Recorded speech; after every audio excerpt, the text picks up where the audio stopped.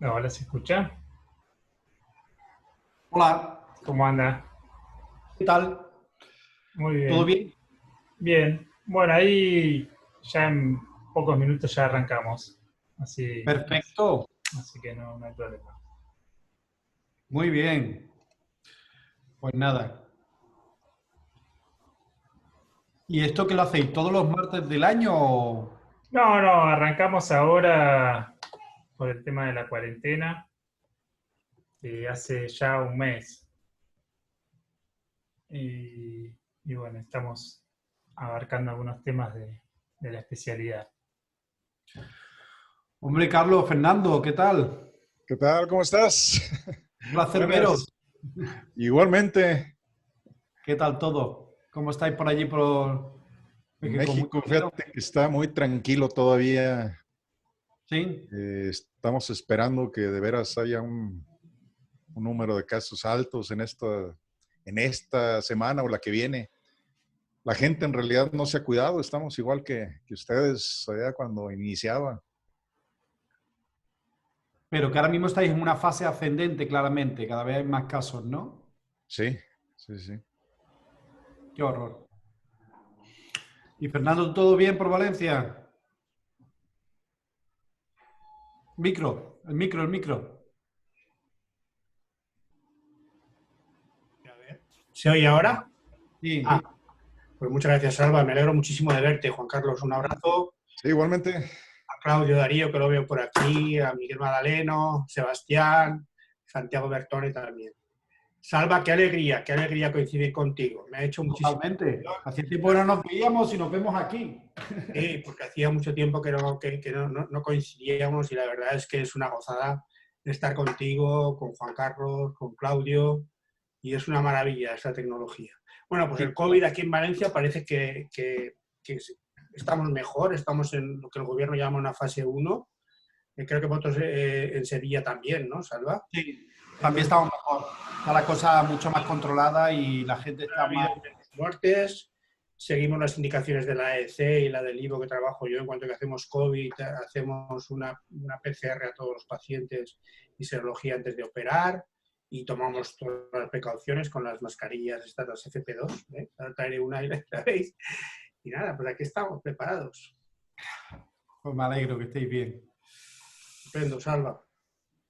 Bueno, esperamos unos minutitos y ya arrancamos. Voy a traer una mascarilla.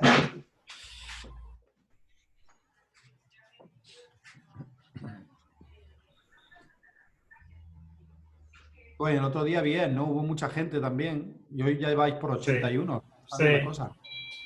Sí, el otro día hubo algunos inconvenientes Yo para creo que ingresar. podríamos hablar así a todos, ¿eh? Claudio, te veo. Sí, ¿qué tal? ¿Cómo están? Muy bien, Claudio, Salud. muy bien. Me alegro de verlos y ¿Qué que tal, Claudio?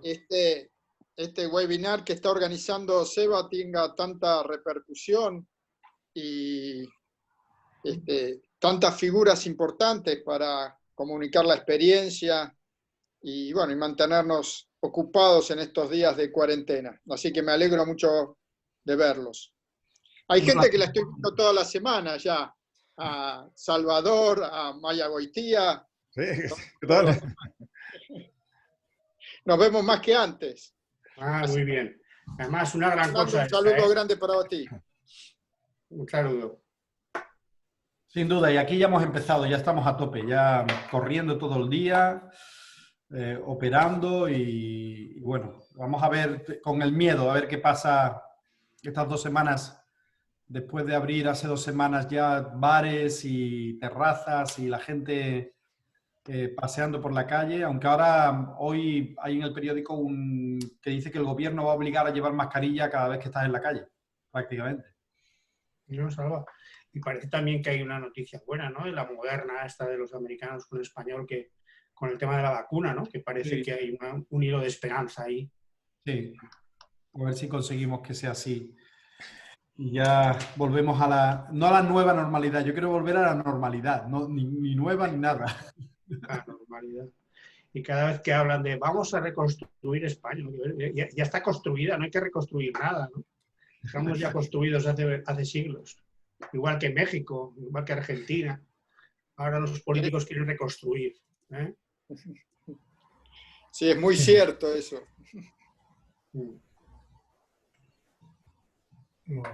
Bueno, Seba. Sí, ya estamos en horario, ya podemos arrancar. Sí, Salvador, cuando quieras. Le hago una pequeña introducción para los que no lo conocen, que no creo que sea mucha gente. Pero bueno, hoy damos comienzo a lo que es el cuarto bloque de nuestras jornadas de Paredes. Sí, nuevamente con el doctor Salvador Morales Conde. Ya fue presentado, es el presidente electo de la Asociación Española de Cirujanos y de la Asociación Europea de Cirugía Endoscópica, además del secretario general de la Sociedad Europea de Hernias. Hoy nos va a hablar también de un tema bastante importante y a la vez controvertido, como son las nuevas tendencias mini-invasivas que hay en cirugía de la pared abdominal. Además de contar con su presencia, tenemos panelistas también de lujo, como el doctor Fernando Carbonell Tatay, que es el presidente de la Sociedad Hispanoamericana de Hernias, junto con el doctor Carlos Mayagoitía, que es el vicepresidente, y nuevamente Magdaleno García, que es el presidente de la Asociación Mexicana de Hernias, y obviamente, bueno, Claudio Brandi, que es el jefe del sector de paredes del Hospital Italiano de Buenos Aires, y Santiago Bertone, cirujano del sector, junto conmigo. Así que, Salvador, cuando quieras, arrancamos. La metodología va a ser la misma. Vamos a dar la exposición. La idea es que a través de preguntas y respuestas ahí vayan escribiendo las dudas o comentarios que puedan surgir, y al final de la charla haremos unos comentarios por parte de los panelistas y trataremos de resolver las preguntas. Así que cuando quieras, Salvador. Bueno, perfecto. Pues muchísimas gracias. Como dije el martes pasado, un auténtico honor y un auténtico placer que contéis conmigo. Y bueno, encantado de esta forma de comunicación nueva, que lo que va a hacer fundamentalmente es que estos vínculos de unión entre los diferentes países de todo Latinoamérica y España, pues que realmente se incrementen y sean una realidad y no sean esos contratos de colaboración que firmamos desde la sociedad madre de la Asociación Española de Cirujanos en la Argentina, sino que realmente con estas iniciativas vamos a llegar muchísimo más lejos. Así que muchísimas gracias por contar con esta iniciativa y muchísimas gracias por pensar en mí para dar esta charla. Bueno, cuando Sebastián me propuso que qué podía yo aportar en esta charla, pues pensé en dar un giro y hablar un poco sobre las nuevas tendencias en cirugía mínimamente invasiva. Y yo considero que ahora mismo hay un cambio total de paradigma. Es un cambio radical en ese sentido, que es lo que yo me gustaría hacer un histórico de cómo se ha llegado a este paradigma. Porque aquí hablamos de técnicas, ITEP, que sí, ITEP, el LIRA, que yo voy a hablar, el MILOS, y parece que son alguien que se ha inventado algo y que quiere desarrollar su técnica. Pero yo voy a darle un giro de por qué se llega ahí y qué es lo que realmente lo que buscaban los cirujanos para llegar a esas nuevas técnicas. Y en base a eso explicaros un poco cuál es la evolución. Yo, si os parece, comparto pantalla y entramos de lleno. Me tiene que dar el rol presentador. Ahí te pongo.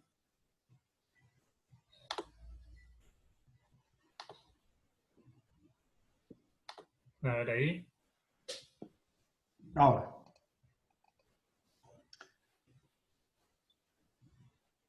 Bueno, tenéis ya la vista, ¿no? Sí, perfecto.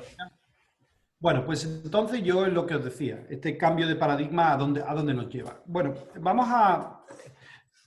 cuando hablamos de innovación y revolución en cirugía, yo me gusta ir a lo que actualmente es innovador, que es mirar en Wikipedia, aunque a mí me encanta tener un diccionario de la Real Academia en casa, y de hecho los regalos cuando alguien se muda, el que le hago, un diccionario de la Real Academia, porque yo creo que es fundamental tenerlo en casa. Pero bueno, Wikipedia nos dice que una innovación en cirugía es un cambio que introduce novedades, mientras que una revolución es un cambio fundamental. Y en ese sentido de cambio fundamental, que es una revolución, si yo me siento a hacer un análisis realmente cuáles son las revoluciones en pared abdominal, es decir, que son los cambios fundamentales en la pared abdominal en los últimos años, al menos desde que yo empecé a ser cirujano, fue la aparición de las mallas, pero no la aparición de la malla, es la elección de la malla como uso sistemático en cirugía, básicamente. Lógicamente no existe el 100%, pero el uso sistemático de la cirugía, con lo que conlleva sin tensión y todo este tipo de cosas. Y yo creo que realmente ahora la cirugía reconstructiva mínimamente invasiva es otro cambio fundamental y lo que supone una revolución. Para analizar por qué digo que hoy en día estamos en esa revolución, que es esta reconstrucción mínimamente invasiva de la pared abdominal, yo creo que hay que analizar qué ha sido la cirugía laparoscópica de la pared abdominal. Yo creo que hablar de cirugía laparoscópica de pared no tiene absolutamente nada que ver con el concepto de hablar de reconstrucción mínimamente invasiva de la pared. Son conceptos que puede parecer igual, podemos usarlo a lo mejor igual, pero son conceptos completamente diferentes.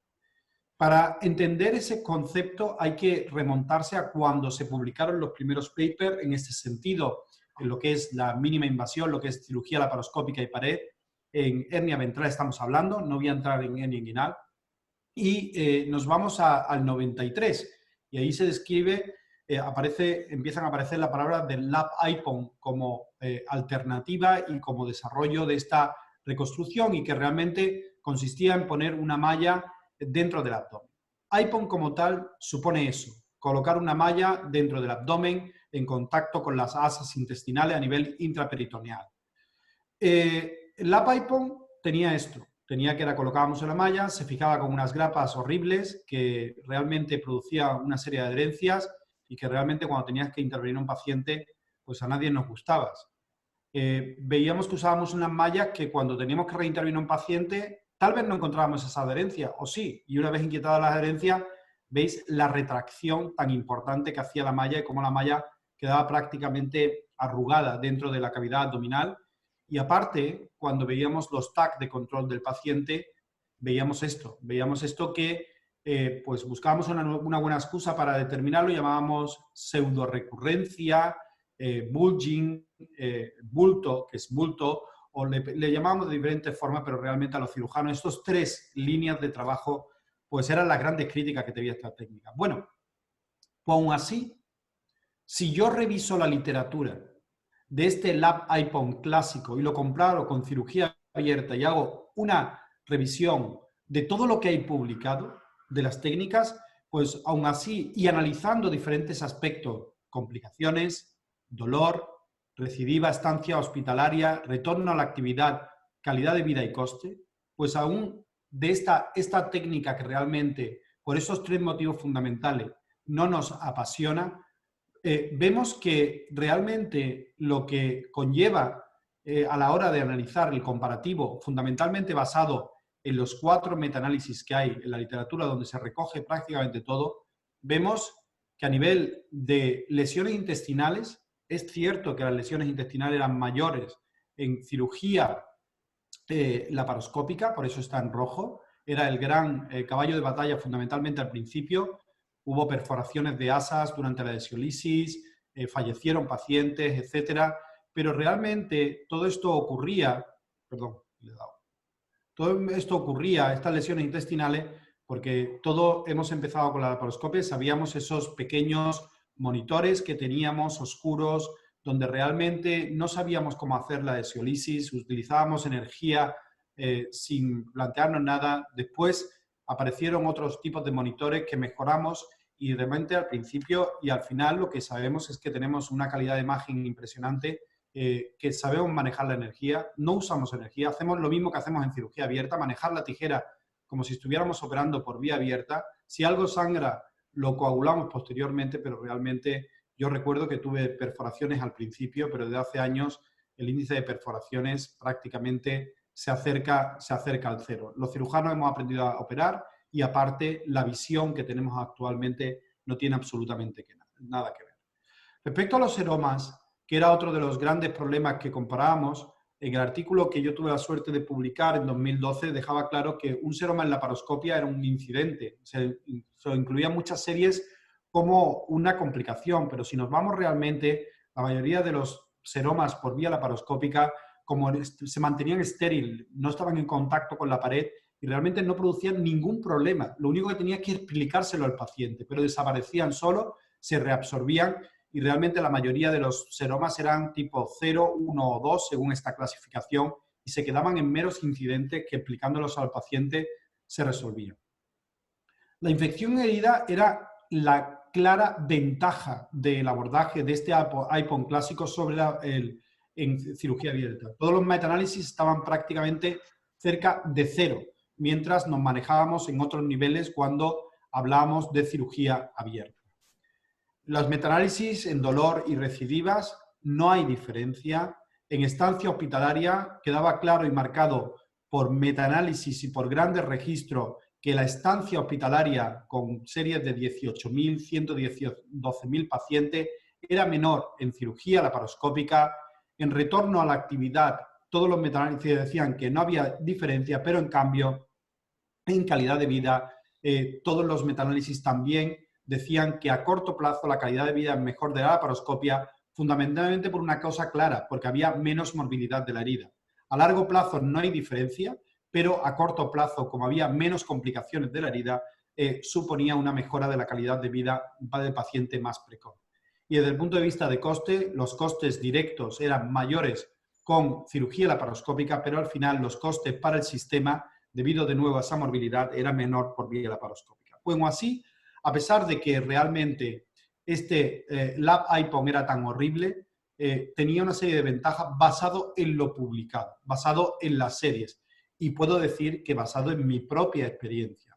Yo veía esas, cuando tenía que reintervenir y vi eso, pues no me gustaba, pero realmente los resultados eran espectaculares y los pacientes lo pedían, con lo cual realmente lo hicimos. Pero yo estoy contento de que hemos cambiado totalmente y hemos cambiado de ese Lab IPON a la reparación de la pared mínimamente invasiva.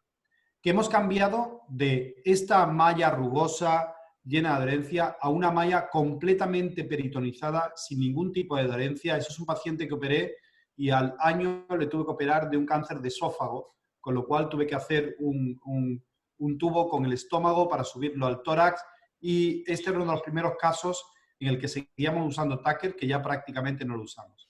Pero lo más impresionante es que pasábamos de esta imagen que veis a la izquierda, donde se ve la malla y ese bulging o ese bulto o esa pseudo recurrencia, como queremos llamarla, pasamos a este paciente que podéis pensar que no está operado, pero este paciente está operado y tiene hecha una reconstrucción de la pared por vía laparoscópica con una malla y veis prácticamente que la reconstrucción es como si fuera una pared completamente normal. Lógicamente, si yo cambio esto a esto, cambio el concepto de Lab IPON a reparación de la pared por vía mínimamente invasiva. Vamos a ver qué ha pasado en ese tiempo, desde el 1993 hasta el 2019. Cómo hemos llegado a lo que os he mostrado, a esa reconstrucción completa con una malla prácticamente perfectamente peritonizada. Pues en este camino, en ese afán de luchar contra esa pseudo recurrencia o bulto que salía o deformidad de la pared, el primer paso claro fue en 2007 con el paper publicado por Liche Lala, en el que presentaban 400 casos de cierre del defecto por laparoscopia y colocación de malla en el interior. Esto se le vino a llamar con el tiempo el IPON Plus, con lo cual cuando alguien escucha hablar de IPON Plus se refiere al hecho de hacer una colocación de malla intraperitoneal con un cierre del defecto. Y lo que esgrimía el Liche Lala y su grupo en esta publicación es que evitaban esa pseudo recurrencia, que reforzaba la pared abdominal incrementando la funcionalidad, lógicamente puntos teóricos basados en lógica, pero puntos teóricos, y que tenía un índice menor de seromas. Y a raíz de ese paper empezaron los diferentes grupos de trabajo a publicar su experiencia en este sentido. Yo estaba en esa época en los congresos, en la parte face-to-face, en contra porque veía que cerrar el defecto a mí no me gustaba. Yo hice un caso tal y como estaba publicado y cuando vi estos puntos tal y como estaba descrito por el Ichelala y los diferentes grupos, realmente me dio pánico. Este fue el primer y último caso que hice. Vi la tensión que producían estos puntos, cómo se me abombaba la pared, y yo realmente decía que yo veía que no era el camino, que las ventajas teóricas que publicaba el Ichelala eran claras, pero yo no estaba convencido que fuera el camino. Eran puntos que desgarraban, había tensión, volvíamos a los problemas que realmente la cirugía laparoscópica ofrecía como grandes ventajas. En ese sentido, yo pensando, lo que hice fue decir, bueno, si lo que estamos preconizando es reconstruir la línea media, en cirugía abierta, ¿cómo reconstruyo la línea media? La reconstruyo haciendo una sutura continua, y eso fue lo que me puse a hacer. Vi un vídeo de un cirujano pediátrico egipcio que introducía la aguja a través de la pared, y lo que hice fue introducir este doble loop a través de la pared, sacar los dos cabos al final, disminuir tensión, tirar de los dos y unir, y veis cómo reconstruía la pared sin la tensión que producía los puntos transfaciales. Los puntos transfaciales cada uno tenía una tensión, alteraba la pared abdominal, la dinámica de la pared iba a ser diferente, pero en una sutura longitudinal como esta, pues lógicamente me iba a dar una continuidad y la fuerza iba a estar totalmente repartida. Con lo cual, poco a poco se fue imponiendo, y yo creo que ahora mismo hay muchos cirujanos que lo que hacen es una sutura continua, bien con nuestra técnica que describimos, o bien con una sutura bárbara.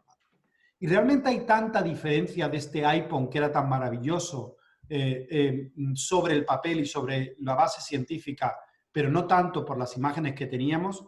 Pues mirad, las publicaciones en este sentido, y esto es una revisión sistemática que publicó en 2014, decía claramente ya desde el punto de vista científico, aportando datos, que había menos recidiva con el iPhone Plus comparado con el iPhone, menos bulging o pseudo recurrencia, menos seroma, y había una mayor satisfacción. Y esa satisfacción yo me preguntaba en 2014 cómo la midieron, pero realmente ya hay un Annals of Surgery en el que hicieron un prospectivo randomizado a ciego comparando las dos técnicas. Y ese paper lo que decía claramente que con cuestionarios de calidad de vida el iPhone Plus era superior al iPhone, con lo cual realmente era un cambio importante pasar del iPhone al iPhone Plus. En ese sentido, lo primero que nosotros nos preguntamos una vez desarrollada la técnica es decir, bueno, ¿yo hasta dónde voy a llegar? ¿Hasta dónde puedo yo unir dos bordes y que estén unidos perfectamente y desde el punto de vista técnico hasta dónde voy a trabajar? Pues lo que hicimos fue seguir a nuestros pacientes, a todos los pacientes que operamos, empezamos a realizarle TAC de control, y hacíamos un TAC de control, unos cortes al mes y otros cortes al año de la cirugía.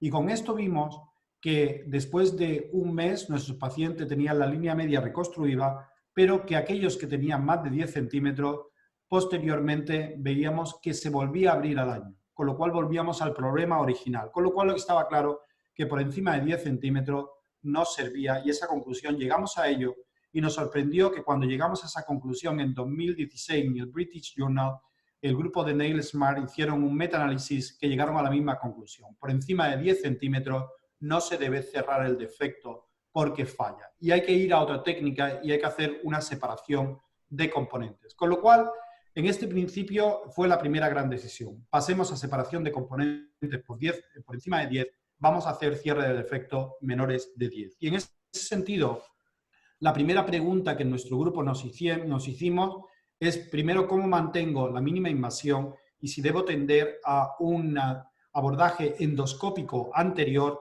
o un abordaje posterior laparoscópico. Es decir, una separación endoscópica de componentes anterior o hacer una separación posterior tipo TAR.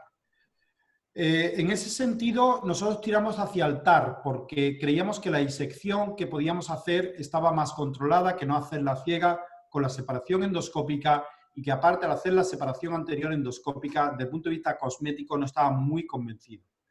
Hicimos una revisión sistemática de la literatura también, veíamos que el grupo C es el TAR, el grupo B es la separación anterior de componentes y colocación de malla intraperitoneal, y este grupo correspondía a separación anterior de componente y posteriormente abrir para reconstruir la pared. cuyo objetivo fundamentalmente era preservar los pedículos que iban al tejido celular subcutáneo para evitar necrosis de los flaps cutáneos.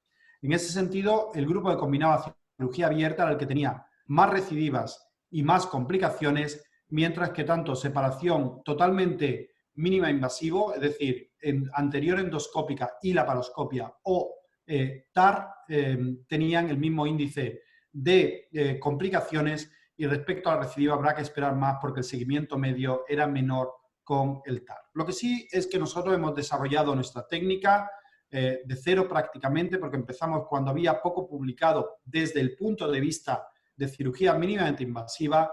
Hicimos la disección posterior de la fascia posterior del recto y estudiamos anatomía. Estos son cortes de pacientes normales donde se veía perfectamente la relación que tenían el músculo transverso con respecto al músculo recto, y desarrollamos una técnica que al final llegamos a la conclusión que la mejor forma de hacerlo es a través de la línea semilunar.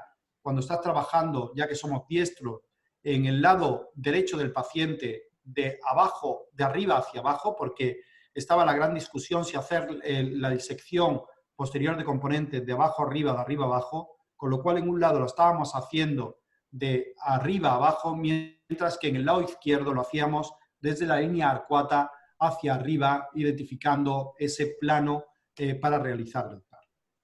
Veis cómo la disección inicial la hacíamos en pleno músculo, entrábamos directamente en el músculo. Lo que pasa que posteriormente hemos aprendido, y esto es un detalle anatómico importante, que en vez de entrar directamente en el músculo, hay un terreno mucho más avascular y mucho más fácil de entrar, que es esta grasa que se ve aquí amarilla, donde realmente la zona de disección es menos sanguinolenta o menos traumática, y vemos que podemos encontrar más fácilmente el plano.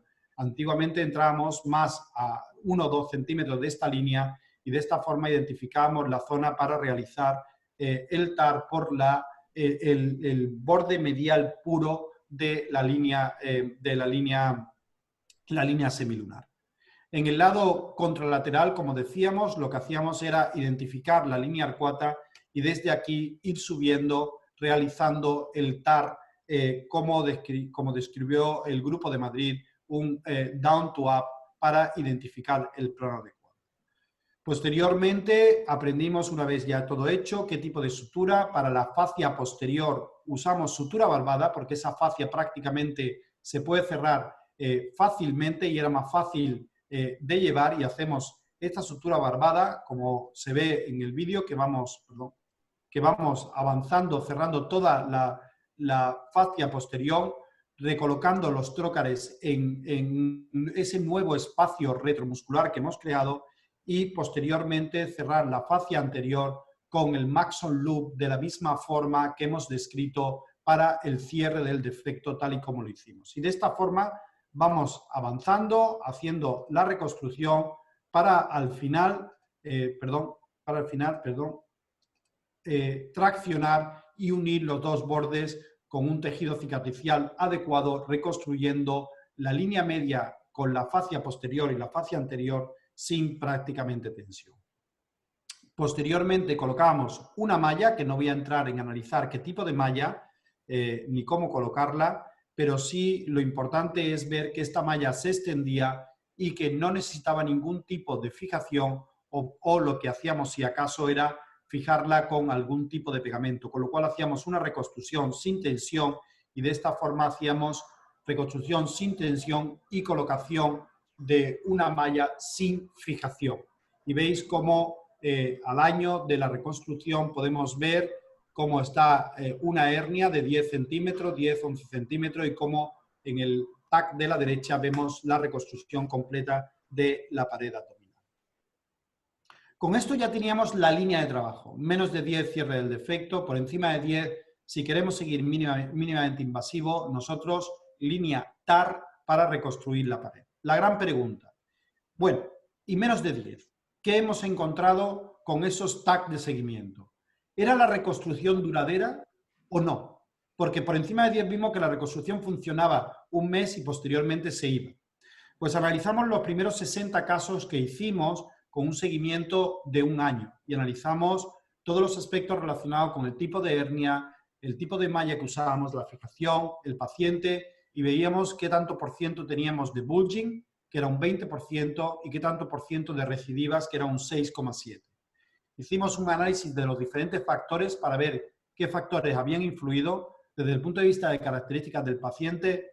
El EPOC, la enfermedad pulmonar obstructiva crónica, era el factor determinante de recidiva y bulging, y desde el punto de vista de hernia analizamos que las hernias de 5 a 9 centímetros eran los que estaban relacionados con este bulging, con lo cual con este cierre del defecto por encima de 4, por debajo de 4,5 no era un problema. Tened en cuenta que ya hemos quitado los por encima de 10, pero por debajo de 4,5 no era un problema cerrar el defecto. Nos encontramos el problema entre 4,5 y 9.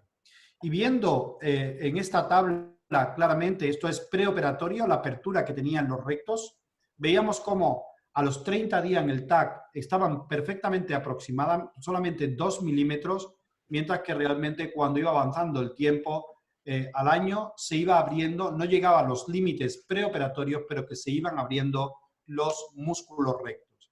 Y paralelamente a esa reconstrucción, resulta que ese paper de Neil Smart, esa revisión sistemática, pues estaba en consonancia con nosotros. Por debajo de 5 no había problema para el cierre del defecto, de 5 a 10 esto no funcionaba y había que hacer algo más. Nuevo mensaje, menos de 5, cerramos el defecto, de 5 a 10 no cerramos el defecto como lo veníamos haciendo, y era fácil de entender cuando posteriormente lo pensaba. Si tú traccionabas y había algo de tensión, esto podía llegar a cicatrizar porque había poca tensión, pero en el momento que había una tensión en defecto de 5 a 10 centímetros, si unías tejido fibroso con tejido fibroso o peritoneo contra peritoneo, con el tiempo se iba a abrir porque no iba a haber un proceso de cicatrización. Y los estudios que habíamos hecho de colocar mallas, por ejemplo, contra peritoneo indemne, veíamos que cuando había peritoneo indemne prácticamente no había ni fibroblastos ni nuevos vasos, mientras que simplemente crear un proceso inflamatorio aumentaba el número de fibroblastos y el número de nuevos vasos, con lo cual te estaba indicando que algo había que hacer porque una línea media uniendo peritoneo con peritoneo no iba a cicatriciar, y eso era el motivo por el que posteriormente se abrían ambos rectos.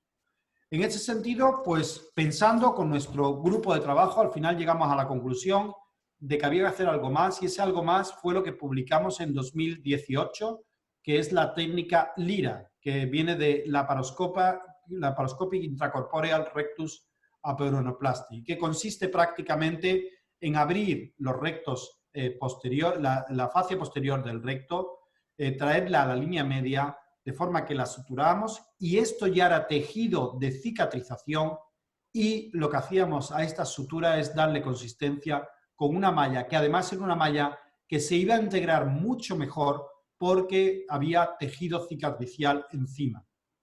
Cosa importante, cuando cerramos el defecto estándar siempre nos preguntaban, bueno, si el overlap, en lo que tenía que sobrepasar la malla, el defecto eran 5 centímetros, si lo cierra es 0, ¿cuánto sobrepasas? Aquí determinamos que la fascia indemne tenía que sobrepasarla 2 centímetros, y de esa forma está funcionando perfectamente nuestra técnica. Con lo cual, quitábamos toda la grasa que existía y posteriormente empezamos a realizar un flap, como se ve aquí en el vídeo, se ve el flap de fascia, denudábamos el músculo y lo suturábamos en la línea media. Estos son diferentes casos donde se ve cómo el flap muscular se hacía, cómo se suturaba en la línea media y se reforzaba, y vemos cómo esta fascia ya era músculo expuesto, preparado para integrar la malla, que la malla lo que iba a hacer era simular la nueva fascia posterior que iba a tener el músculo. Con lo cual la malla cumplía una función de dar soporte y de ser la nueva fascia posterior del músculo. Empezamos a hacer un análisis prospectivo, analizando los resultados con esta nueva técnica que llamamos LIRA, con un cierre primero del defecto. Y veis la diferencia. Veis cómo con ese cierre del defecto se nos iba abriendo los músculos rectos que habíamos aproximado, mientras que la línea verde que corresponde al LIRA, como prácticamente se mantenía en el TAC de control al año, se mantenía en niveles bastante similares, sin significación estadística, como nos la encontramos al mes de la cirugía. Con lo cual realmente habíamos encontrado la solución. Este músculo no se abría, posibilidades de recidiva mucho menor, posibilidades de bulging o pseudo recurrencia muchísimo menor en ese sentido, y habíamos conseguido hacer unas reconstrucciones adecuadas de la pared abdominal. Pero hay un aspecto muy importante, que si yo abro la fascia y la aproximo y dejo la fascia lateral del recto, la fascia posterior del recto en el lateral, a la misma vez de aproximar, estoy aproximado con muchísima menos tensión que un cierre directo de la pared abdominal. Es decir, que esta aproximación que hago me la traigo a línea media y, si veis, mantengo la fascia posterior del recto en su sitio. Con lo cual, si no hay tensión, las posibilidades de apertura va a ser menor, pero también voy a tener menos dolor. Y vimos con la escala analógica del dolor cómo realmente el LIRA, fundamentalmente al día 7, el dolor era, y al día 1, después se igualaba al mes, pero eran menores comparado con el cierre del defecto que empezamos a hacer inicialmente y que todavía muchos cirujanos siguen haciendo. Con lo cual, en menos de 5 habíamos dicho que el cierre del defecto funcionaba, y entre 5 y 10 teníamos una técnica que era una reconstrucción duradera, porque había mejor proceso de cicatrización y que era una técnica sin tensión o menos tensión, con lo cual habíamos conseguido disminuir el dolor. Con lo cual, la gran pregunta es, bueno, entonces, ¿para qué voy a cerrar el defecto en lo de menos de 5? Y lo que hicimos, en el LIRA normalmente nos vamos 1-2 centímetros para que no haya tensión del borde medial de la fascia posterior del recto, y desarrollamos el ILIRA, que viene de edge, de irnos al borde, y lo que hacíamos prácticamente abrir el defecto en el borde medial del recto y posteriormente suturarlo, con lo cual en los pacientes con menos de 5 centímetros la técnica básicamente era lo mismo, la única diferencia es que nos íbamos al borde medial del defecto aproximando ambos músculos. Con lo cual, IPON 1993, 2007 IPON Plus, demostradas las ventajas, 2018 LIRA, demostrada la ventaja como acabamos de ser. Otra ventaja, que el LIRA estaba haciendo realmente una reconstrucción de la pared mínimamente invasiva. Y además tenía otra serie de ventajas, que al disminuir la tensión, disminuir lo que tenía que soportar la malla, el tipo de fijación podía cambiar, y estos tackers que creaban adherencia podíamos cambiarlo. Analizando los papers, viendo el de Holinsky, que se veía que el Absorbatac, los tackers absorbibles, la fuerza tensil era mucho menor que los tackers, pero que creaban muchísimas adherencias, decidimos dar el paso a quitar los tackers permanentes y fijar la malla con tackers absorbibles, lo cual nos quitaba dejar material en el interior, que además material que iba a producir adherencias. De forma que, además de ser un cierre sin tensión y solucionar muchos problemas del IPON Plus, nos permitía hacer una fijación menor con estos tackers absorbibles que iban a dar muchísimo menos problemas. Bueno, hasta el punto que tenemos una pequeña serie donde no solamente los tackers absorbibles, sino que hemos usado incluso mallas absorbibles. Y esto a lo mejor es el futuro. El futuro puede ser pasar de esto a esto. Este paciente tenía una hernia, tiene reconstruida la línea media, pero lo más curioso es que si hay que reoperarlo por una diverticulitis aguda dentro de 10 años, el que lo reopere va a encontrar una línea reconstruida sin material, sin malla y sin tacker absorbible. Aquí hay mucho que avanzar. Esto no digo que se haga, sino que abre una línea de pensamiento para el futuro. Con lo cual, este esquema funciona. Gran crítica, una malla intraperitoneal. Es lo que puede ser. Y por eso, desde el 2013, hubo cirujanos que plantearon evitar la malla intraperitoneal, realizando como la técnica suplay, que nosotros hacemos en algunos casos, y diré que casos tienen mayor indicación para ello desde nuestro punto de vista. Esta técnica fue descrita por Reinpol en el 2013 y consiste en hacer como un TAP por vía laparoscópica. Hacer un flap peritoneal en el borde lateral de la fascia posterior, cruzar a la línea media, cruzar al otro lado, seguir por la fascia posterior, hacer una reconstrucción, como veis en el vídeo, de la línea media aproximando los dos músculos y posteriormente colocar una malla autofijable que dé consistencia a la pared sin ningún tipo de fijación y posteriormente hacer el cierre del flap. También otro cirujano, el mismo cirujano Reinpol, describió el Milos, que es trabajar a nivel retromuscular, pero a través de, el defecto de la hernia, es decir, a través del saco de la hernia. Y fue descrito por Reinpol, y después, posteriormente, igual que decía que el lap subley es como si fuera el TAP, se ha desarrollado el ITEP como alternativa para evitar este problema y hacer como si fuera el TEP, pero a nivel de pared. Mi crítica con estas técnicas, el lap subley y el ITEP, es que funcionan muy bien en las hernias primarias, pero pasar al lado contrario con la fibrosis de la línea media de los sacos no es tan fácil. Lo que sí es verdad que aquí es donde estamos actualmente. Esto es todo el tipo de técnica que podemos contar actualmente en esa evolución del lap IPON a la reconstrucción de la pared mínimamente invasiva. Y desde el punto de vista de reconstrucción de pared en menos de 10, lo que tenemos, si no queremos malla intraabdominal, el ITEP, el Milos o el lap subley, y si queremos una malla intraperitoneal, tenemos la técnica Lira. Y si organizamos nuestro esquema en ese sentido, hacia arriba la técnica con malla intraperitoneal, hacia abajo sin malla intraperitoneal, desde nuestro punto de vista podría ser la crítica del Lira, pero a diferencia de estas técnicas, yo las considero que son más complejas, pero por otro lado, el Lira, la ventaja que tiene a pesar de colocar una malla, que le sirven a todas las indicaciones, mientras que estas técnicas se puede ir rompiendo el peritoneo, si hay una malla retromuscular no puedes hacerla, si hay una recidiva de una malla retromuscular no puedes hacerla, y el Lira sirve para todas las indicaciones y desde mi punto de vista es mucho más reproducible que otras técnicas y por eso nosotros tendemos hacia esta técnica. Al final, lo que tenemos es este esquema. Tenemos que si queremos una malla intraperitoneal, tenemos el ILIRA, el LIRA o la separación anterior de componente y la entrada en cavidad para la colocación de una malla, y si no queremos malla, la técnica subley, vía de abordaje transabdominal y tepomilos. Recordad que estos son vías de abordaje y esto es la técnica mínimamente invasiva, que es el Rives Estopa, el subley, como queramos llamarlo, y dentro de no colocación de malla intraperitoneal está el TAR, que se coloca la malla en el espacio retromuscular. ¿Cuál es nuestro esquema? Nuestro esquema es este.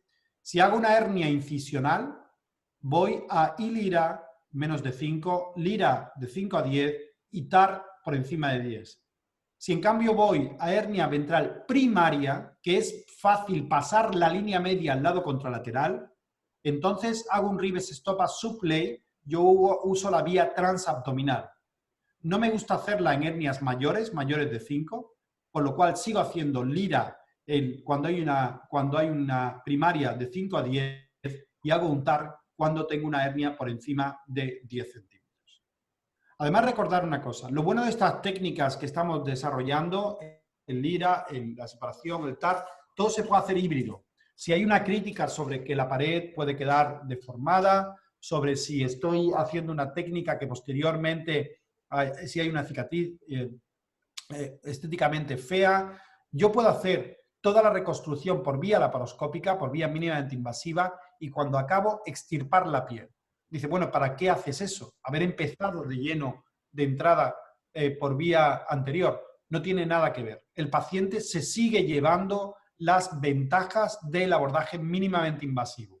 Aparte, cuando tú extirpas la piel, la malla ya está colocada y está totalmente alejada del espacio de la piel, no tienes que manipular la piel, con lo cual sigo pensando que las posibilidades de infección son menores con estas técnicas híbridas y de hecho nosotros no hemos tenido ninguna infección cada vez que he tenido que recurrir a una técnica híbrida. Concepto, pasamos de cirugía laparoscópica a cirugía mínimamente invasiva. Y ese concepto va de la mano de este TAC también. Cuando yo veía este TAC, nos fijábamos y si vemos a un radiólogo informando, nos dice hernia de 3 centímetros. Pero la pregunta es, si estamos hablando de cirugía mínimamente invasiva reconstructiva de pared, ¿qué voy a reparar? ¿Esto o tengo que reconstruir los rectos? Yo creo que la visión actual es diferente. Lo que hay que trabajar es sobre la reconstrucción de la pared a este nivel, a estos 8 centímetros y no a estos 3 centímetros. Vuelvo a insistir. Cuando yo veo esta hernia, ¿qué voy a operar? ¿Esta hernia o voy a estudiar al paciente adecuadamente o voy a adecuadamente estudiar al paciente y ver en el contexto que se encuentra esta hernia? Es decir, si tiene esta diástasis asociada. Porque esta hernia, en este contexto, según algunas publicaciones, hay un gran aumento de recidivas. Con lo cual, tenemos que mirar la pared abdominal como algo diferente que un pequeño agujero, sino ver qué falla funcionalmente para reconstruirla y darle forma adecuada. Y si esa reconstrucción la hago de forma mínimamente invasiva, va a ser muchísimo mejor en ese sentido.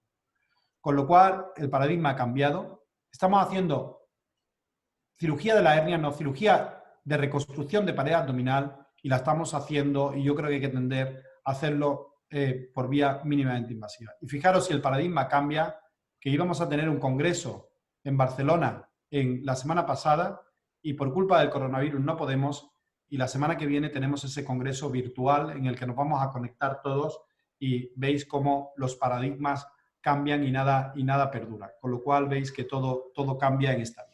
Muchísimas gracias.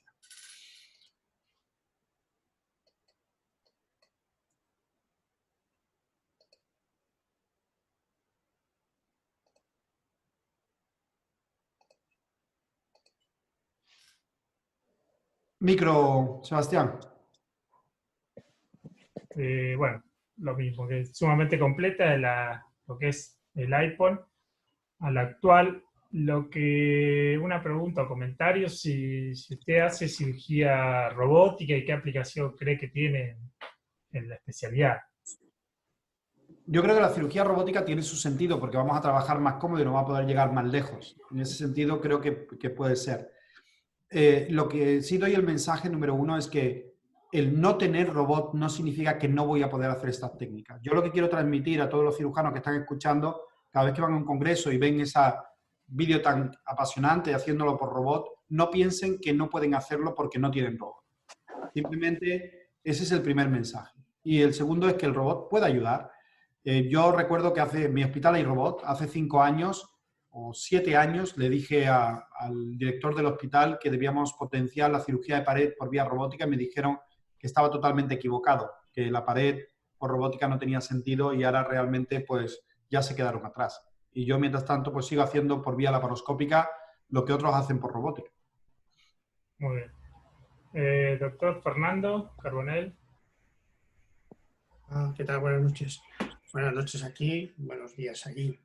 Pues nada, estoy impresionado, ¿no?, por la maravillosa charla que ha dado el doctor Morales. A mí me parece que es una persona que vive ya el futuro, ¿no?, que quiere hacer presente pues estas técnicas novedosas y que desde luego, como decía Séneca, pues jamás se inventaría nada, ¿no?, si nos considerábamos satisfechos con las cosas que ya tenemos aquí.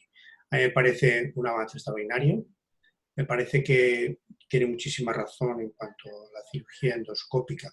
A mí nunca me ha gustado la cirugía laparoscópica, él lo sabe.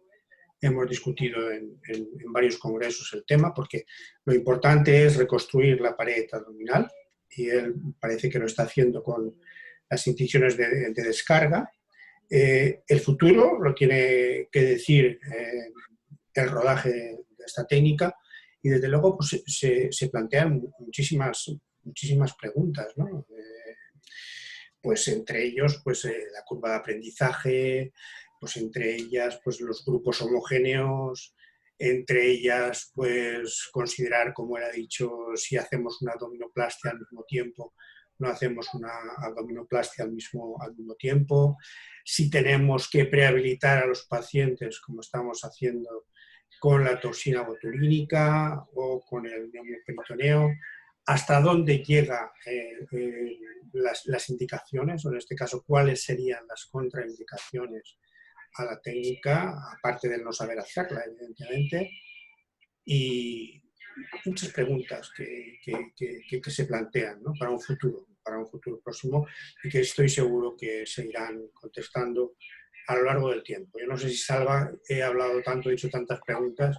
Tú, como tienes una capacidad de síntesis, una muy buena capacidad de síntesis, pues supongo que podrás responder más o menos a estas cosas que he planteado.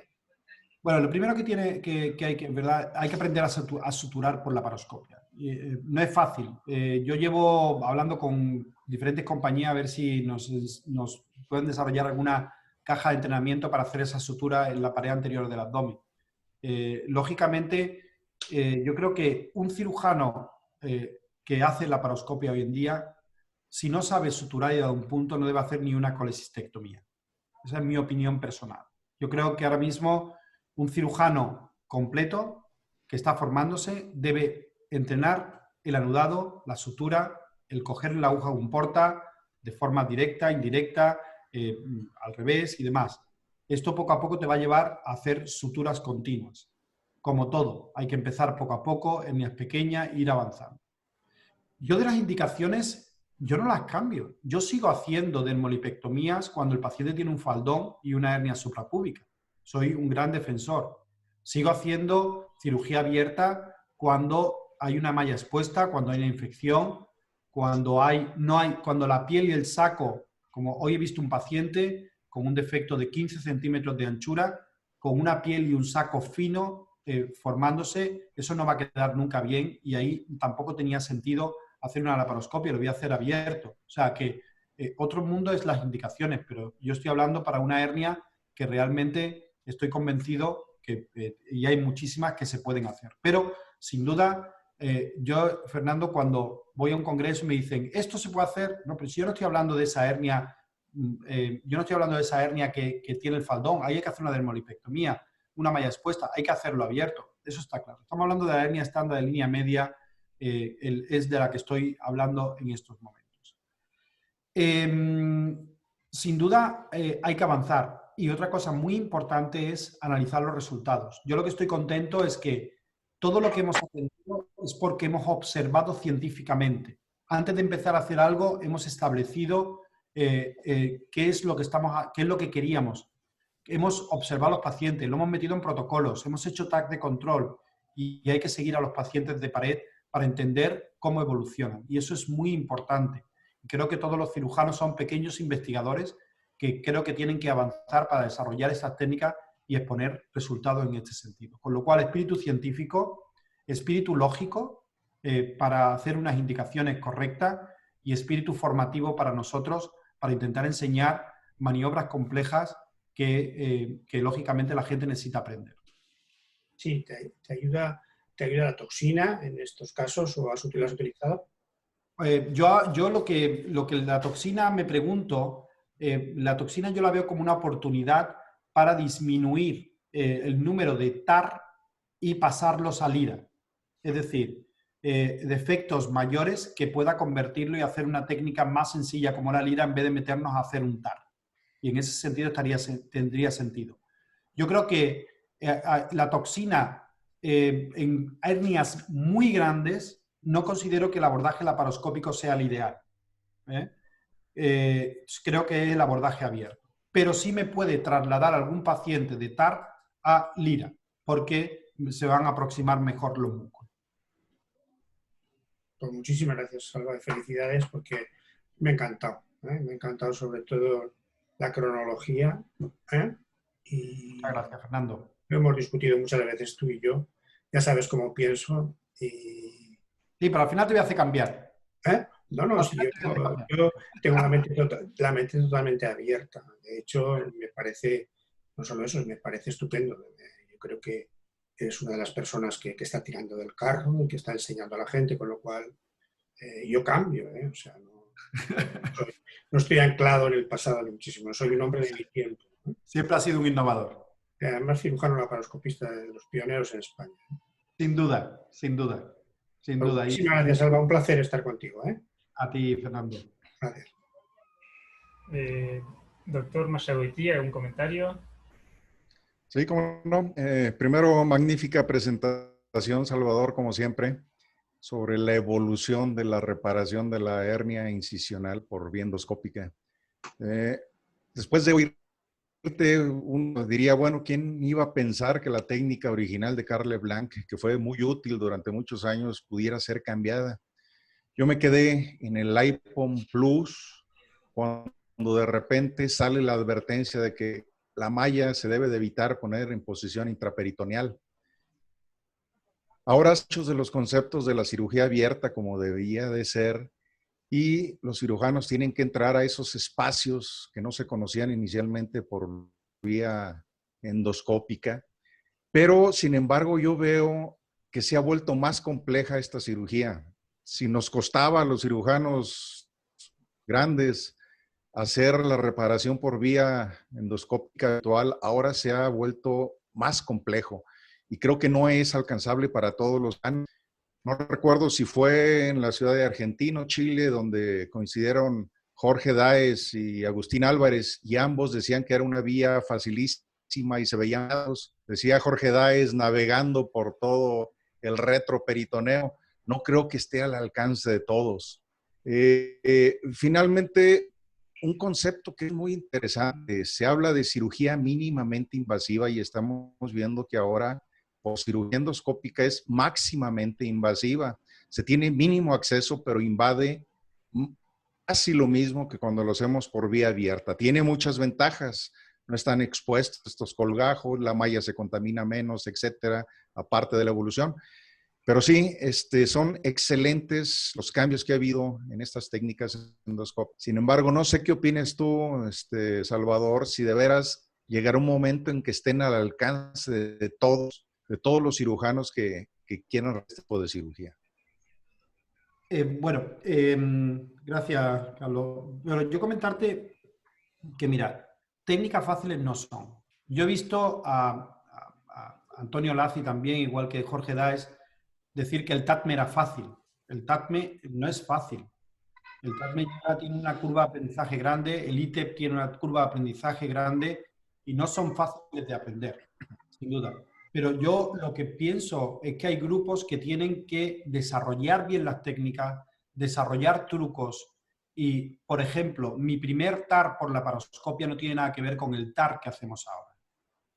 Yo salía del primer TAR, horas de trabajo, dolor de espalda, de hombros. Ahora mismo salimos relajados, con un tiempo quirúrgico aceptable y son técnicas duras, pero hemos desarrollado muchos trucos para hacerlo reproducible. Con lo cual yo lo que siempre digo es que ir al congreso y ver un vídeo y volver a casa y hacerlo, yo creo que no debe ser el camino. Yo creo que debe ser el camino de una formación estructurada, ir a formarse, aprender esos trucos que tú crees que estás viendo pero que no estás viendo, que te hacen la vida mucho más fácil y con un buen sistema de entrenamiento se puede llegar a ser reproducible.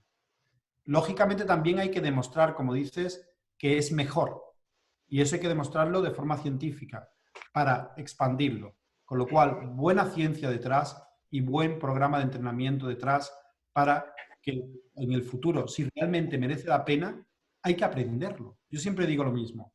Bueno, es que esto es muy difícil o es más difícil. Digo, bueno, pero es que si es mejor para el paciente, nuestra obligación es que los que vienen detrás los formemos adecuadamente y los mandemos donde haga falta para aprender estas técnicas, para ponerla para la cama del paciente. Pero para saber si es mejor tiene que haber ciencia detrás. Ok. Santiago, Bertone, ¿algún comentario? Bueno, muchas gracias. Felicitaciones por las dos charlas, por la semana pasada y por la de esta. Gracias. Claramente esto genera preguntas, ¿no? Sobre el futuro. Obviamente que IPOM Plus yo considero que en defectos de 4, 5, 6, 7 centímetros básicamente violaba el principio del cierre sin tensión. Todos los que hacíamos esa técnica y cerrábamos el defecto, más con suturas endocorpóreas, sentíamos que estábamos haciendo una tracción a veces exagerada, que eso se podía abrir cuando pasaba el paciente de camilla. Y era una sensación que uno a veces tenía. Personalmente me encantan las técnicas endoscópicas, y cada vez las hacemos un poco más. No hemos tenido experiencia de hacer esa técnica Lira, pero tenemos la experiencia de hacer las endoscópicas retromusculares. Coincido con el doctor Majahuitía, creo que es difícil y requiere una curva muy prolongada, y que no es para todos los cirujanos que hacen paraabdominal, por lo menos en la actualidad.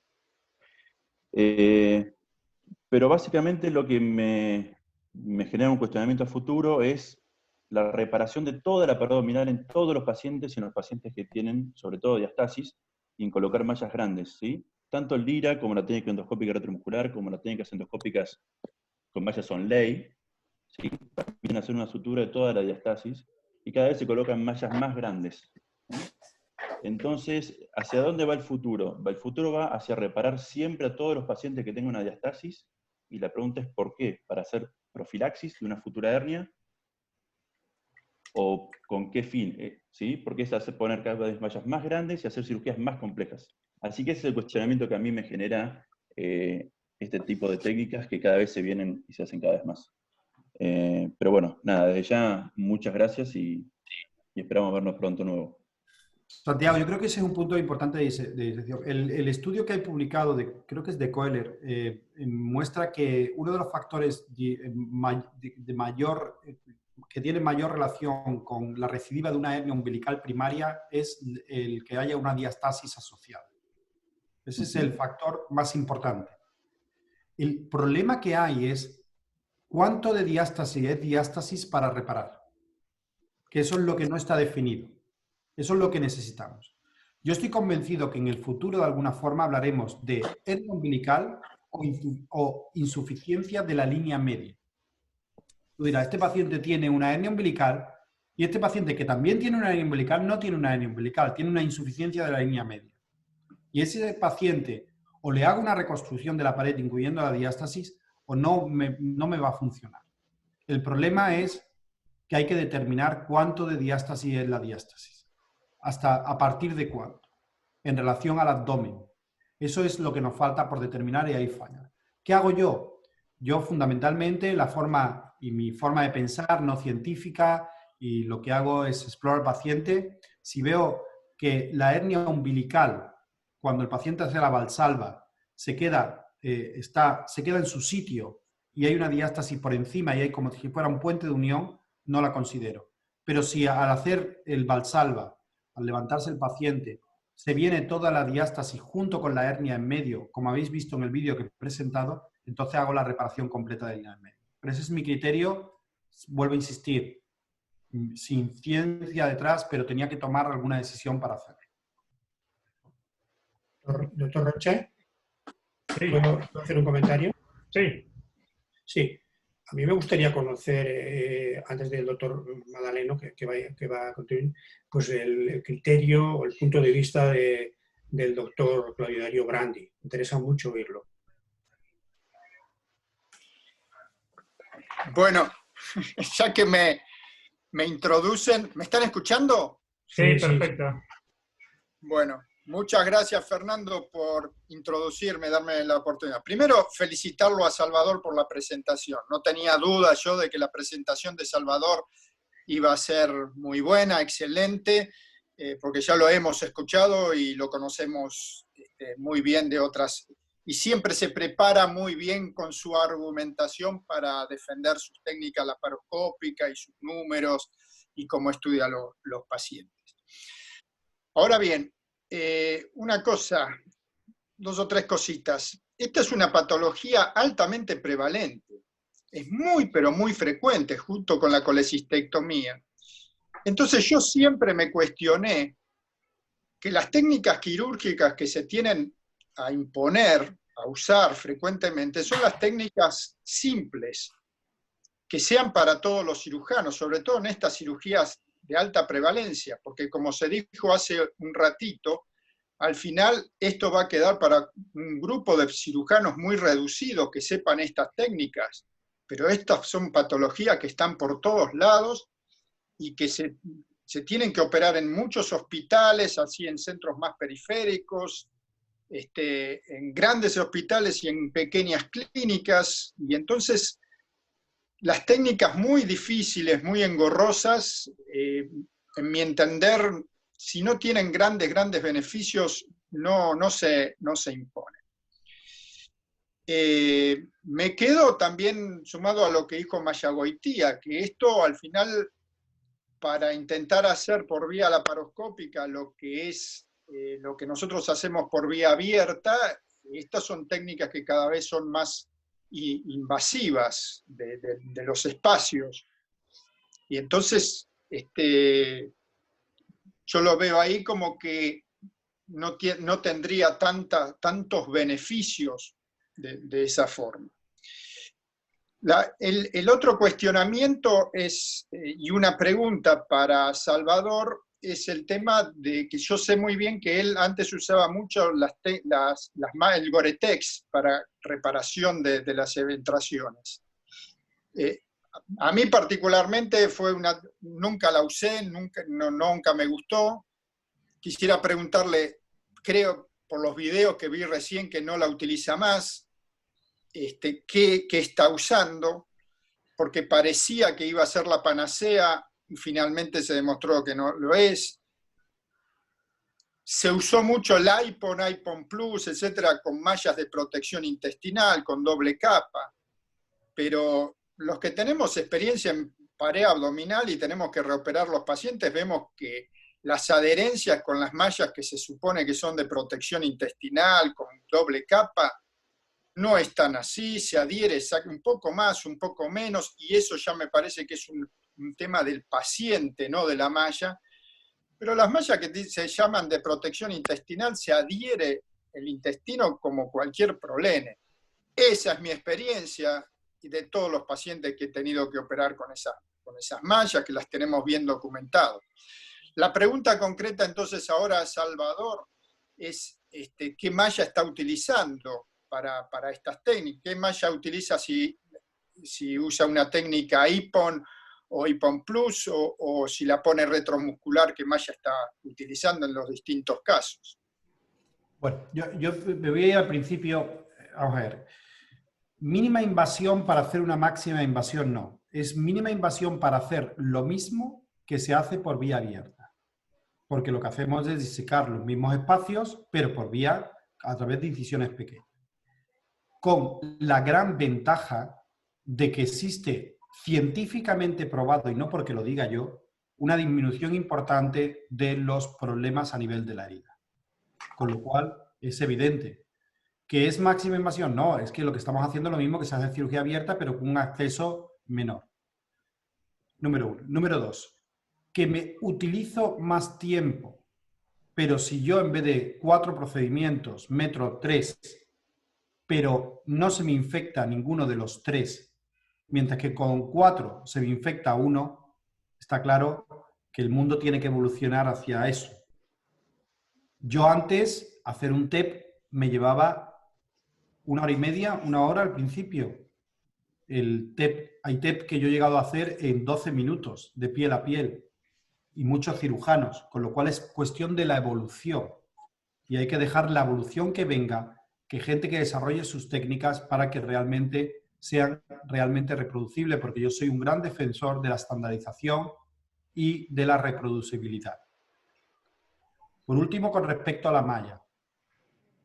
Cuando existía la malla de Gore, el motivo fundamental por el que yo usaba la malla de PTF era porque las alternativas que tenía al mercado era la única malla que yo podía modular, podía recortar, porque si recortaba las mallas que tenía BD-Bar, la PCO de Medtronic, todas esas mallas, si la cortaba, se exponía el polipropileno.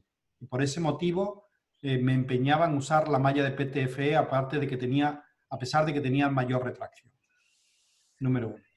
Cuando ha aparecido la nueva generación de mallas como Ventralite, de BD, Symbotech, son mallas que puedo cortar sin exponer el polipropileno, porque tiene un sistema para que se cubra. Y eso me ayuda mucho a tomar la decisión al cambio de esa malla. El motivo por el que he cambiado es, primero, porque son mallas que puedo recortar, son mallas que tienen menos material que deja para el paciente, y aparte son mallas que puedo disminuir la fijación, porque una malla de PTF o la fijas con tacker o la fijas con tacker. porque todas las fijaciones absorbibles las rechaza la malla por el grosor que tiene. Con lo cual me permite esta nueva malla, generación de malla, fijar con materiales absorbibles. Y ahí viene lo que vengo a decir. Muchas de las adherencias que hemos encontrado a lo largo de estos años vienen determinadas por los terribles tackers. No tanto por la malla en sí, sino por estos tackers terribles. Si nosotros ponemos en marcha esta nueva generación de técnicas que disminuye la fijación y que la fijación es absorbible y que encima son mejores materiales, yo estoy convencido que lo que nos vamos a encontrar dentro del abdomen es totalmente diferente. Y estoy convencido por una razón, porque yo he reoperado pacientes míos. Porque he reoperado pacientes míos y he visto que he tenido mínimas adherencias o adherencias muy laxas. Adherencias que puedo manejar perfectamente y que no le estoy provocando ningún problema al paciente.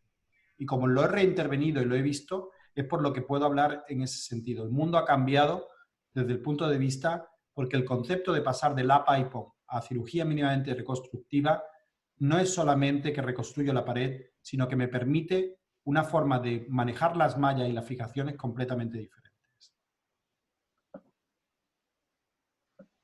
Muy bien. Doctor Magdaleno García, último comentario. Sí, gracias. Felicidades, doctor Salvador, como siempre. Aquí el comentario, yo creo que algo que se hizo, una mezcla del uso del Botox y el porcentaje. ¿Podremos hablar de una técnica híbrida por solo el hecho o uso de aplicación de Botox preoperatorio? ¿O es una coadyuvancia a la misma técnica quirúrgica? ¿Cómo lo considerarían? ¿Y qué límite sería si entre 8 y 12 el paciente ideal para Botox y un IPOM? ¿O el IPOM Plus, definitivamente, como en alguna imagen que hubo por ahí, bye bye IPOM? ¿O todavía tiene cierta relevancia? Porque quizá cuando veamos esas imágenes de bye bye IPOM, quien apenas está queriendo empezar al IPOM, pues se sienta fracasado. ¿Cuál sería la apreciación en ese aspecto? Y a lo mejor el tercer comentario es, con esto de la contingencia, la sana distancia y todo esto, quizá la educación y esa cercanía, talleres, pues vayamos a cambiar. ¿Cuál sería el comentario de alguno del doctor Morales o si alguien más quisiera comentar? Yo estoy convencido que estos nuevos sistemas que hemos aprendido, que la pandemia de los webinars, no solamente del coronavirus, también nos va a ayudar a desarrollar planes estructurales con gente a distancia. Y esto va a dar muchísima oportunidad a cirujanos que no podían acudir a congresos, a reuniones. Y yo creo que esto abre un mundo de posibilidades impresionante. Botox. Yo cuando hablo de técnica híbrida siempre me refiero a combinar cirugía mínimamente invasiva con parte del procedimiento por vía abierta, convencional. Es cuando hablo de técnica, yo cuando me refiero a eso.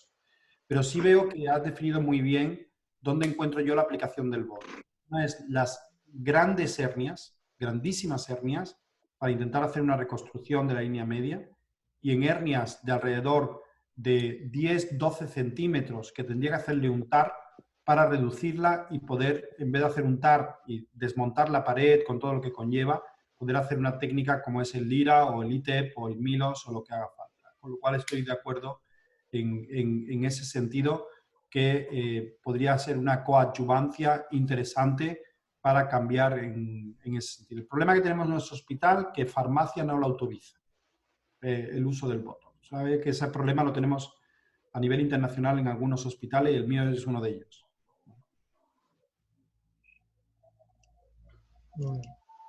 El doctor Guillermo Pou, también de España, hizo un comentario. Creo que fue respondido durante la charla, pero lo repito por las dudas. Si tiene una hernia de línea media más diastasis, le hace LIRA, ¿y a qué nivel del anillo corta? Si va más hacia lateral, más medial. El problema es que yo incluyo, desde el punto de vista vertical, incluyo toda la diástasis y la hernia. O sea que a lo mejor con un defecto de 4x4, si tengo una diástasis de 15 centímetros, cierro longitudinalmente toda la superficie, toda la zona de diástasis. Desde el punto de vista lateral, lo que corresponde, si es una hernia pequeña, me voy al borde del recto anterior y lo abro, y si es una hernia un pelín más grande, le doy para hacer un pequeño flap de unos 2 centímetros con la fascia posterior del recto a nivel de línea media. Muy bien. Y técnica preaponeurótica para diastasis hierro-umbilical, ¿realiza? Lo que No. llama... No. No realizo. Preaponeurótica, poner una malla en subcutáneo, nunca me ha gustado. Sea por vía abierta o por vía laparoscópica. Y siempre lo he evitado en ese sentido y soy un gran defensor de la técnica o retromuscular o intraperitoneal. Cuando hace el LIRA, lo que sutura hacia la línea media es la vaina posterior. Efectivamente. Y lo que es la parte muscular propiamente dicha, ¿también lo une o...? Es que al unir la fascia posterior el músculo se viene solo. Ya que has quitado la tensión, al abrir la fascia posterior se viene solo hacia la línea media.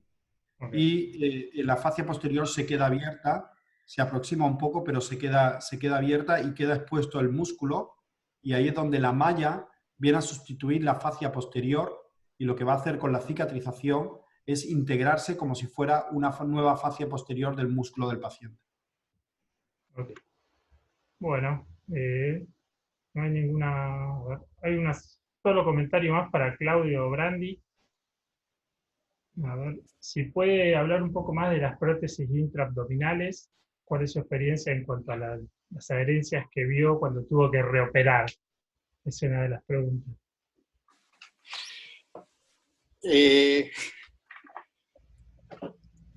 Claudio Rosado pregunta.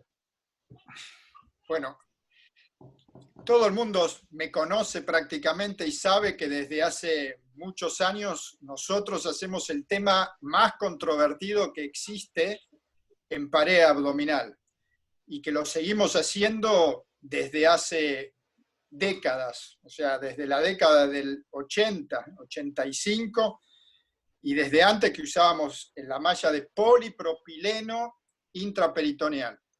O sea que en eso nosotros tenemos mucha experiencia.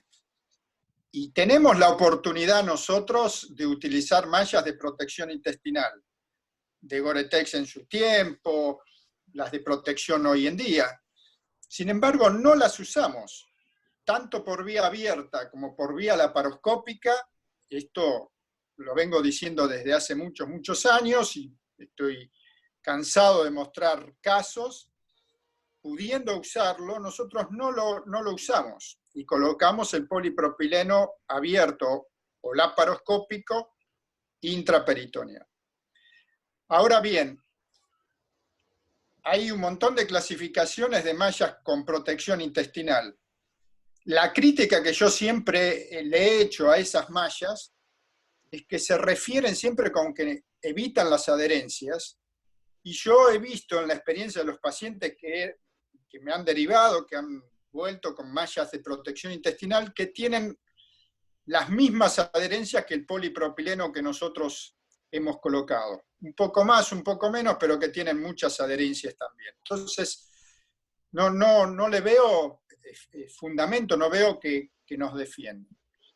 La otra cuestionamiento es, ¿cuál de protección intestinal? Porque en el mercado hay muchas mallas de doble capa y cada fabricante le pone un producto diferente. En el mercado hay dos grupos grandes, las que le ponen metilcelulosa y las que le ponen colágeno. Y las dos mallas estos grupos dicen que no producen adherencias, pero los productos son completamente diferentes. Uno tiene colágeno, el otro tiene metilcelulosa. Entonces da la sensación que cualquier cosa que nosotros pongamos ahí nos va a separar o nos va a proteger. Entonces, a mí me da la sensación de que esas mallas que se comercializan como de protección es una expresión de deseo, es algo que nos ha permitido a los cirujanos ponerlo con autorización por un tema médico-legal, pero que en realidad no nos defienden tanto o no evitan tanto las adherencias. Y eso es lo que yo he visto en mi experiencia desde que aparecieron las mallas. Es largo de discutir esto y seguramente va a haber opiniones contrapuestas. Yo me baso en mi experiencia, en mi observación, en mi pensamiento, en lo que he leído. Y bueno, eso es la crítica que le hago a estas mallas, que en definitiva me da la sensación de que no protegen o que no evitan las adherencias como nosotros quisiéramos. Bueno, yo sinceramente vuelvo a insistir, yo con todo el respeto a Claudio, que te respeto mucho, no podemos dar un mensaje de que podemos usar una malla polipropileno intraabdominal igual que una malla protegida. Lo siento, pero desde como responsable de una sociedad científica y todo lo que está demostrado y publicado, no podría aceptar esa afirmación y de lanzar un mensaje equívoco de usar una malla de polipropileno igual que otra. Una de las cosas es que uno de los aspectos más importantes a tener en cuenta es que una malla de protección depende muchísimo con qué esté fijado y hay que valorar realmente la fijación es un aspecto importante y la técnica utilizada. Pero lanzar ese mensaje hoy en día hay bastante literatura científica que defiende claramente que, y a nivel experimental, que no debemos usar polipropileno intraabdominal al igual que en una malla protegida. Lo siento, pero yo tengo una responsabilidad como secretario general de la Sociedad Europea y tengo que transmitir esa cuestión. Y, lógicamente, y respeto tu experiencia. Me parece bien que vos defiendas esa postura debido a tu situación. Ya por charlas que he tenido, sabía. Yo soy consciente de que lo que digo, digamos, trae mucha controversia. Lógicamente he leído toda la literatura y todas esas cosas, pero bueno, yo me baso fundamentalmente en muchos años de experiencia, en muchos años de haber transmitido esto, de que en la Argentina la colocación de la malla intraperitoneal en algunos grupos existe, se hace, muchos lo hacen y no lo comentan, no lo publican o no lo difunden. Pero bueno, más allá del mensaje que, digamos, no es la intención de que la gente salga a colocar la malla intraperitoneal, pero yo digo lo que hago y que soy consciente de todo esto y que lo vengo haciendo junto con mi grupo actualmente desde hace muchos, muchos años y seguimos haciendo esto. Pero bueno, no quiero entrar en la controversia debido a lo que vos acabás de decir, Salvador, porque no conduce a nada. Pero bueno, es lo que realmente nosotros hacemos y que es lo que hemos en la Argentina y en la revista Hernia también lo hemos publicado, pero mayormente acá en la Argentina lo hemos publicado muchas veces. Pero bueno, con eso, digamos, cierro la discusión para no entrar en más polémica. Pero siempre un problema, siempre es agradable traer temas calientes. Sí. Eso es cierto. Bueno, ¿algún otro? Sí.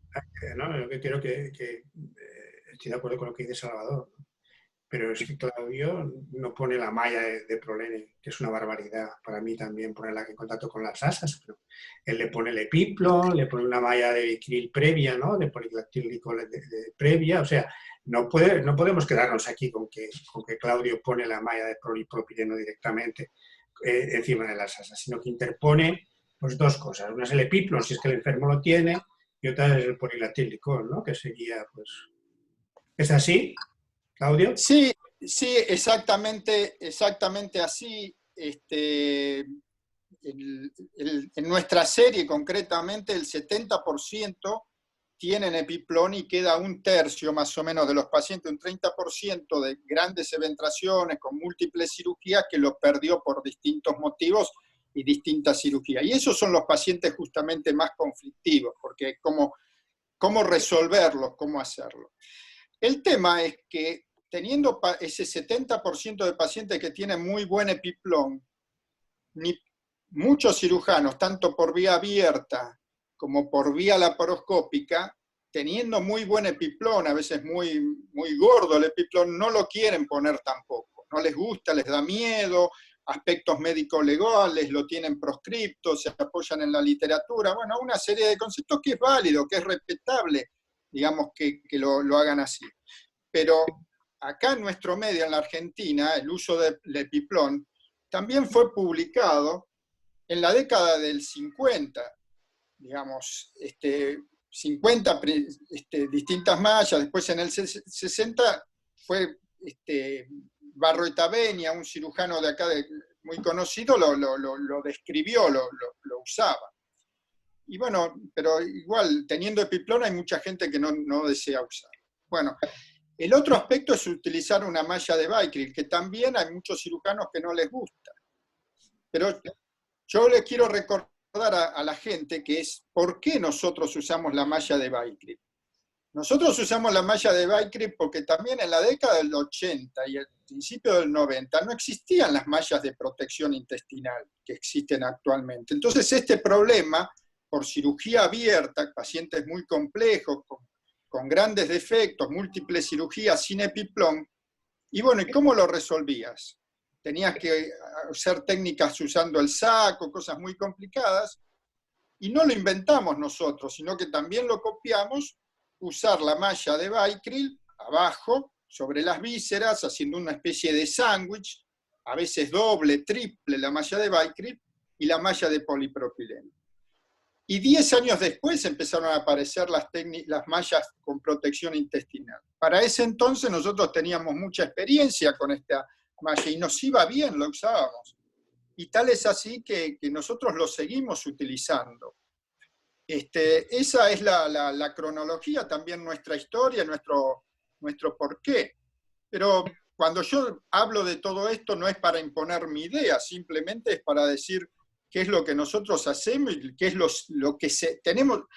Hay una cosa que en nosotros es incuestionable, nosotros tenemos continuidad de muchos, muchos años y que seguimos haciendo siempre lo mismo. Y muchos de los que están ahí escuchando me han visto en presentaciones y me han pedido mis series, mis casos, y esa es nuestra realidad, que sabemos que es muy diferente a la realidad de muchos otros. Recuerdo que yo te dije en un congreso que era un sacrilegio poner una malla de polipropileno. Continúo pensando lo mismo. Yo, en mi experiencia personal, las fístulas intestinales y las mayores adherencias con resecciones las he visto con malla de polipropileno. Yo nunca la pongo. Sí, también es otro tema a debatir ese, porque depende también mucho de cómo se coloca, en qué circunstancias. Si la cirugía era limpia, si se infectó la malla. Nosotros hemos visto también, lógicamente, fístulas, pero en pacientes que se han infectado la malla, que la malla se ha corrido, que se ha arrugado, que no ha quedado muy fija, que no ha quedado tensa, que ha tenido muchos pliegues. Bueno, esos son una serie de factores importantes que hacen a que la malla se complique y traiga problemas de adherencias y de fístulas. Pero bueno, yo te agradezco, Fernando, la ocasión para que me dejes hablar de esto, pero bueno, por ahí un poco se desvirtúa el origen de la charla, que es la presentación de Salvador, y bueno, y nos vamos un poquitito de foco, y no quiero que se vaya el foco de la discusión hacia lo que yo hago o nuestro grupo hace, sino a la presentación de Salvador, porque es el invitado y es el que tiene que hablar. Así es. Bueno, hay un par de preguntas más y así ya damos como cierre. Una que me llamó la atención es cómo maneja las hernias o adentraciones cuando son por debajo del ombligo, donde no tenemos una vaina posterior que podamos de alguna manera reforzar.